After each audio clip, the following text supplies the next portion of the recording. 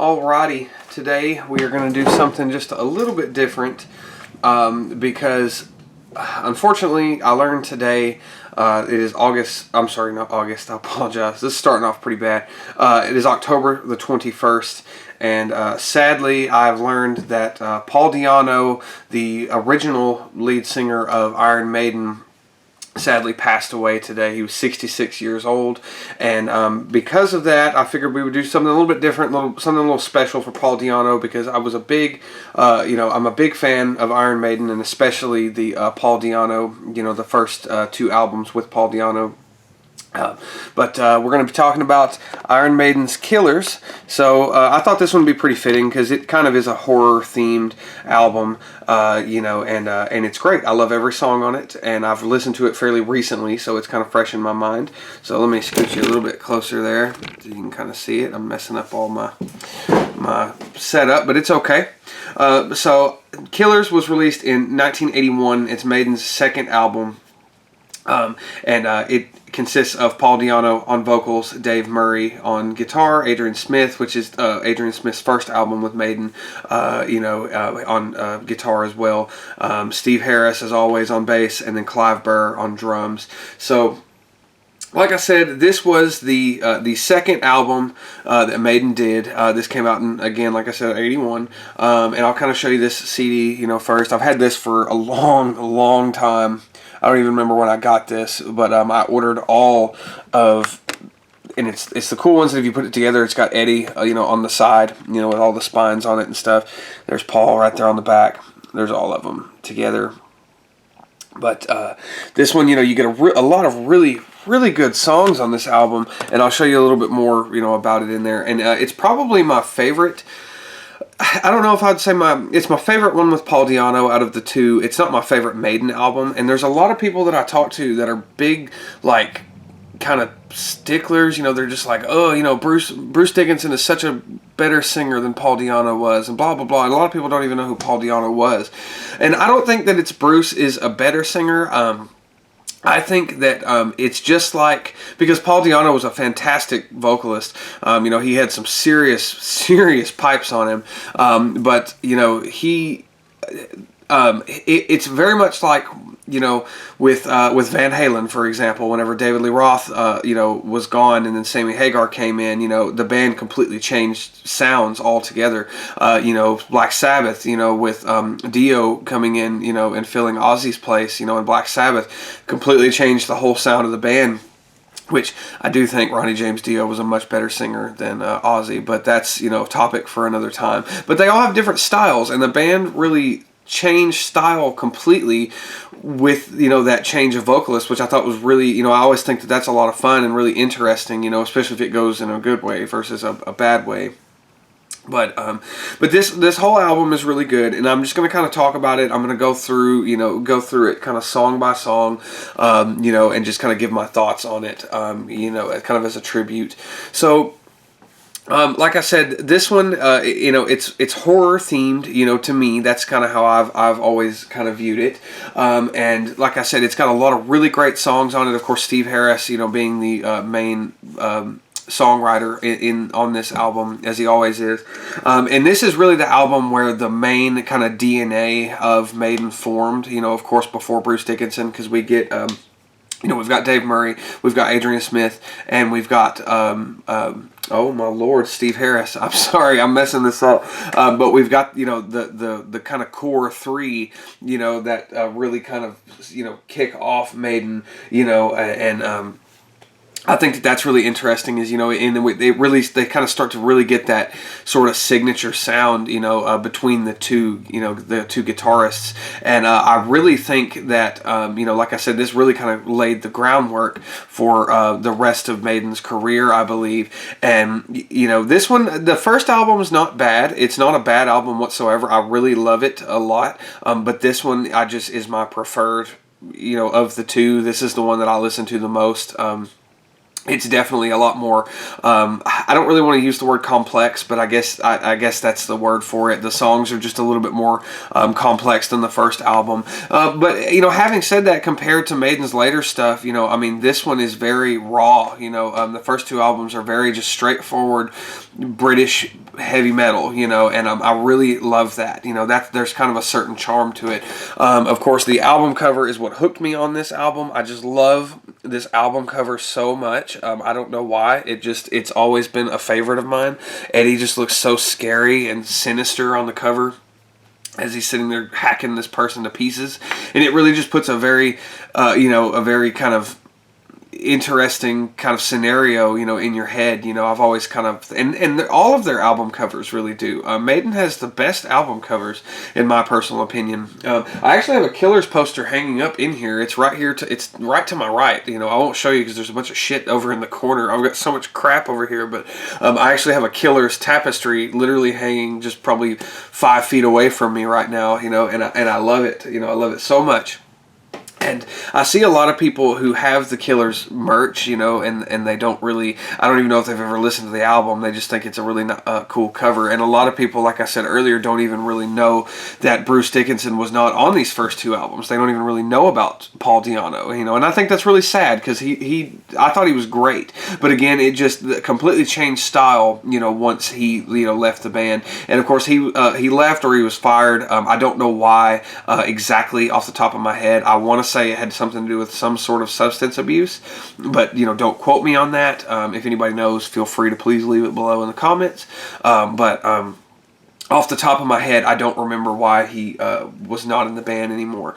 And again, that wasn't a bad thing because when Bruce came along, he really changed the whole kind of sound of the band, and he did fit the band really, really well. Bruce is a great singer, but I think, I always, think it's nice to appreciate the roots of something. And like I said, this is the album. This one and probably probably Number of the Beast were probably the albums that really got me into Maiden. That's really the first two that I really listened to. Which I know that's it's the next album and it completely changes sound. But anyway, so I'll kind of get into the songs. So we kick off with the Ides of March, which kicks ass. It is such a badass little instrumental. It's not very long. It's only about a minute and a half. But it's such a good little instrumental piece, and it's such a great way to just kick off the album. It's great. I love the Ides of March, and then it goes directly into Wrathchild, which I think a lot more people know Wrathchild. Or this is probably the song that most people know off of this album. I hear it a lot. I hear it covered a lot. Most definitely. And I really like Wrathchild.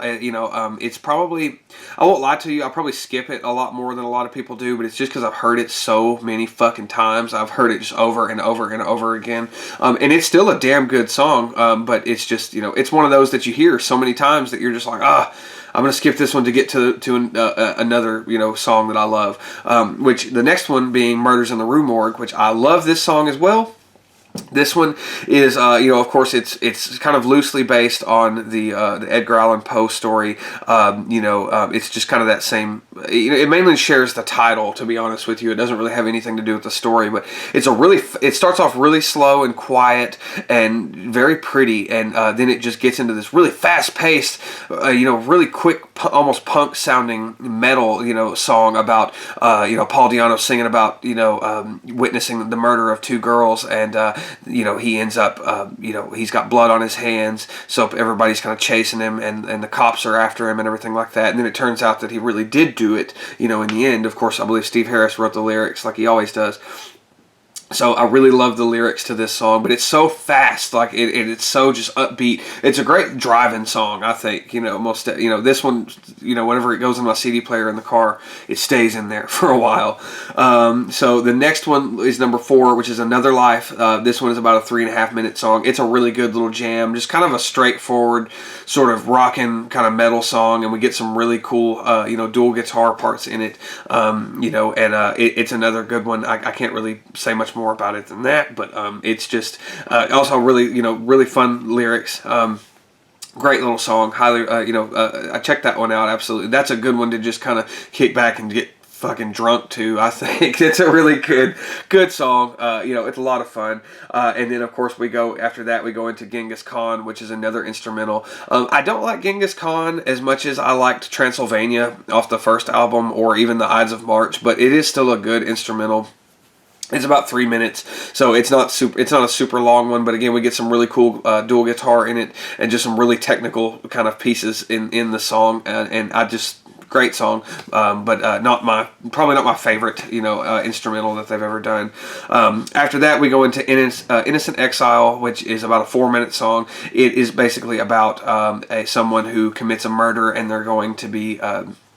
I believe they're going to be killed, and they're very young. In the story of the song, they're just a younger person that didn't really mean to do this, but they did, and now they're being punished for it. So I really love the lyrical content to this song, and I love how all these songs really tell a story. Kind of a short little horror story in a way, and a lot of them are about killing, people who are killing other people, which hence the name Killers. Which is just such a cool title. And of course, coming out of Innocent Exile to number 7 would be the title track, Killers, which is such a jammin' song. I mean, it starts out with the badass little bass riff, that Steve Harris is playing, and then the creepy little kind of guitars coming in the background. It really just sums up the album so well, and it's such a great sounding song, such a spooky sounding song too. It has this kind of creepy vibe to it, and the lyrics are basically about a killer, following somebody and killing them, ultimately. And it's so cool. It's so straightforward, and it's just such a badass song. I think it's the second longest. I think it's about 5 minutes. So it's like the second longest song on the album. But damn good song. I highly recommend it. And then of course, going into coming off of that, on this CD anyway, we go into it does go into Prodigal Son. I'm sorry. So we go into Prodigal Son, which is kind of the ballad of the album. It's the softer song of the album, and it's also a very good, very sad sounding song. I love it. I didn't like it so much when I first heard it, but over the years listening to it, it's such a good song, and Paul Di'Anno, his vocals in this song are just phenomenal. It's a very, like I said, very sad. It's basically about someone, I believe they're talking to a demon, the Lamia demon, which you'll know from Drag Me to Hell if you've seen that movie. Which also, as soon as I saw that movie, I was like, oh shit, it's the Lamia, fucking Iron Maiden, hell yeah. But anyway, I really like this song. Very sad. It is the longest song on the album. It's about 6. I don't know if it's 6.5 minutes. I think it's about 6 minutes even. But very sad, very sad sounding song. And then, of course, after Prodigal Son, on this, because there was a different release of this, and I don't think it had Twilight Zone on it, but we'll get there in just a minute. But after Prodigal Son, we go into Purgatory. Purgatory is another just really kick-ass, real fast-paced song, about a guy who is trying to contact, I believe he's trying to contact his wife or lover or whoever in purgatory, and he's just kind of floating there, and he's just trying to make contact, and he can't seem to get through. And it is also lyrically, it's a very sad sounding song, and it just has a very kind of melancholy vibe about it to me. But it's such a jam, and it's got some really badass dual guitar parts. Probably, it's a pretty complicated little riff that they're playing, and it not super complex, but it's an odd little riff that they're playing, and they're very reminiscent of like Thin Lizzy, which I believe were a big influence on Iron Maiden. Also, big Thin Lizzy fan, one of my favorite bands of all time. And then on this CD, after we come out of Purgatory, we go to Twilight Zone. So Twilight Zone is another just kind of straightforward, kind of rockin' song. It's kind of a similar concept to Purgatory. It's someone trying to make contact from the other side, and it just has a really melancholy, really kind of sad sort of vibe to it, and I love it so much. And Paul Di'Anno just does such a great job in this song. He's singing so fast in the past 2 songs, especially Purgatory. The vocals are so fast, You know, you can't even really hardly understand what he says, but you know, after you've listened to it, like myself, you know, probably 1,000 times, you know, you really can pick it out, and the lyrics are so sad, you know, to me, you know, me personally. Again, Steve Harris is a great lyricist. And then coming out of Twilight Zone, we finally get Drifter, and Drifter is another really badass little jam. It has some, you know, some really interesting little time changes in it, and it's also just a great song. There's not a bad song on this album, you know, to be honest with you. But I love it. You know, I can't praise it enough. Every song on this album is really great. There is one other song that was on this album that I think was just from the Australian release, and it was "Women in Uniform," which is actually a cover, and it's also a badass song. It's super catchy. It's just kind of a straightforward kind of rockin' sort of you know, very catchy song. You know, "Women in Uniform." You know, that's the chorus, and it's such a damn good song. And there's a video to it too that's a lot of fun. I love all the old kind of cheesy videos that they have, you know. And "Women in Uniform" actually might have, I think it was released as a single, but it might have been a bonus track on the first album. I can't remember, but either way, I know it was on like an overseas release. So that's every song on this album. Like I said, there's not a bad song on this album. Me personally, I can sit and listen to the whole thing, you know, and have no issues. I love it so much. You know, rest in peace, Paul Di'Anno. You know, I was really sad to hear that he passed away. He was 66, if I didn't say that earlier, and he's had a lot of health problems for the past several years. So I'm honestly, I hate to say it, but I'm not surprised that he's passed away. I think he had some sort of immune deficiency, or immune, you know, disorder, whatever you want to call it. I'll show this CD off real quick because it's got a really, and this is exactly why I will always buy CDs, especially this one. There's the inside, yeah. So there's the CD itself, and when you take it off, you get the badass, oh no, I really wish I wouldn't have dropped it like that just then. So you get the badass, this is, I believe, the, which this CD is fucked. I've listened to this so many times. It is so scratched up. But I believe that's the Purgatory artwork for the Purgatory single. I don't even know if this still works anymore. I haven't listened to it in so long, but I've listened to it so many damn times. It's just got a big ring around the center. But the book here that comes inside of it is so great. It's got a lot of really badass photos. There's Paul right there in the middle, whenever he had his little fro haircut. But you get so many cool photos and so many just interesting little notes in here. And it's got the tour dates in it. You know, it's got all the lyrics, a lot of live photos. It's great. There's old Stevie doing his little bass thing that he always does.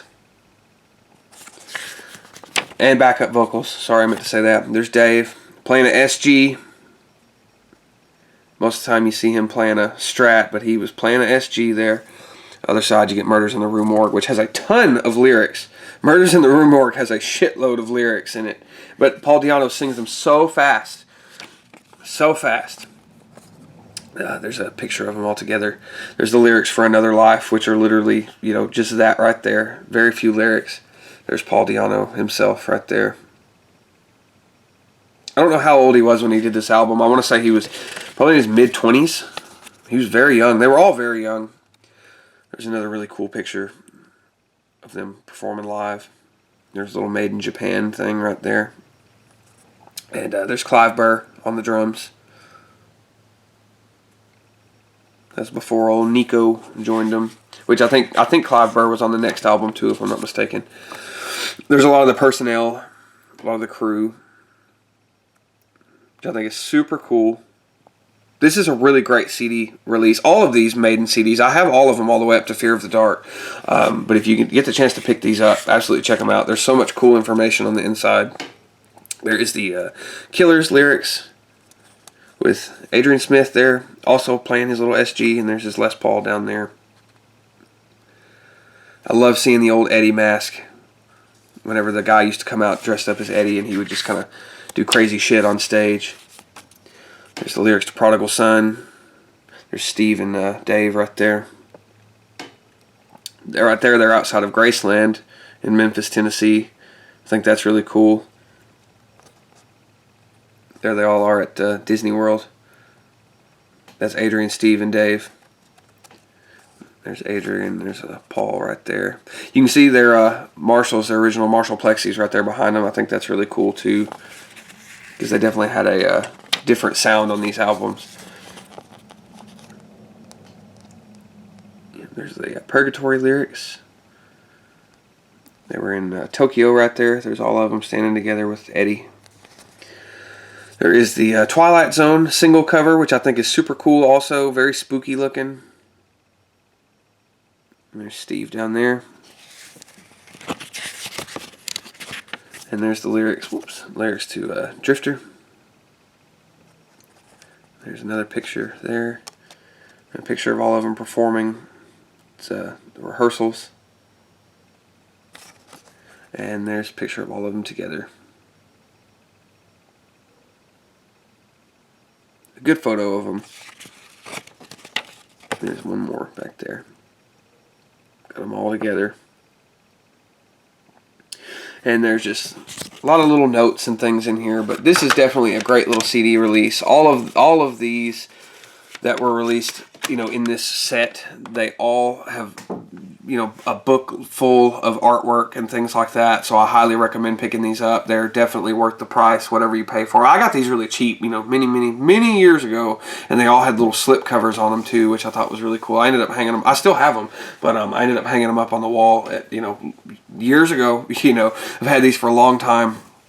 But absolutely check this album out. I just wanted to do something a little special, like a tribute to Paul Di'Anno, because I was really sad to hear he passed away. I don't know if I'll do another album review. If anybody wants me to, I guess I can. But this was just kind of, you know, just like I said, sort of a tribute to him, you know. And I hated to hear that he passed away. And, you know, I just... It's really sad, you know, and it also made me sad too, because everything I saw, you know, he was just referred to as the former Iron Maiden vocalist, but Paul Di'Anno did a lot of things on his own. You know, I didn't listen to a lot of his solo stuff or any of his other bands. But I listened to a few of, I know he was in Praying Mantis, I believe, with Dennis Stratton, which was the guitar player from the first Maiden album. You know, and I've heard a few things that they've done, and it's all right. You know, it's not the greatest thing I've ever heard or anything like that, but it's just a shame that Paul was kind of put under, you know, he was kind of out of the spotlight, you know, after he was done with Maiden, and it's kind of sad to see. You know, and it makes you think what could have been or what couldn't have been, and believe me, I'm a very big Iron Maiden, you know, with Bruce Dickinson. I'm a huge fan, you know, of Bruce, but this is always going to have a soft spot in my heart. You know, not a big fan of the Blaze Bayley era, you know, but I do like, you know, basically everything all the way up to Seventh Son. You know, that's the golden years. You know, most definitely, that's when they were the best. You know, all through there. But anyway, I'll stop rambling now. I hope you guys enjoyed this video. Like I said, I don't know if I'll do this again, but if you want me to, you know, just leave it down below and whatever, and maybe I'll do it again, maybe I won't. We'll see. So anyway, until next time, have a great day and goodbye.